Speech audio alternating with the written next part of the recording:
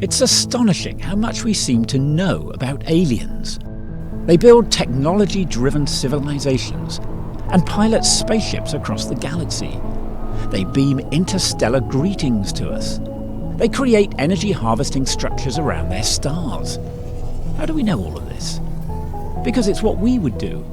Which is to say, when we start speculating about what advanced extraterrestrials are like, we're really just talking about ourselves.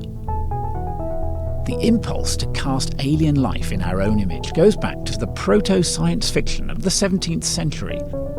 The French novelist Cyrano de Bergerac pictured a lunar landscape inhabited by gigantic man-animals who somehow managed to create a very European courtly society, where they debated Aristotle and Christian theology. We've anthropomorphized aliens ever since. Science's search for extraterrestrial life arguably began with a 1959 paper by the physicists Giuseppe Coccioni and Philip Morrison. They suggested that aliens might attempt to communicate with us using shortwave radio waves, which are ubiquitous throughout the universe. Nothing in this suggestion was unreasonable, but it's self-evidently the result of two smart scientists asking, what would we do? Their proposal to look for familiar types of signals coming from familiar types of technology has heavily conditioned the ongoing scientific search for extraterrestrial intelligence. It's extraordinary how closely these parallels are drawn. For example, the Harvard astronomer Avi Loeb thinks it might be good to look for signs of chlorofluorocarbons, CFCs, in the atmospheres of alien planets, apparently in the conviction that aliens have fridges like ours. To the question, why haven't we found evidence of aliens, the SETI Institute, which searches for extraterrestrial life, offers the answer that maybe the galaxy is urbanized, but we're in a Dullsville suburb. It all sounds dreadfully human.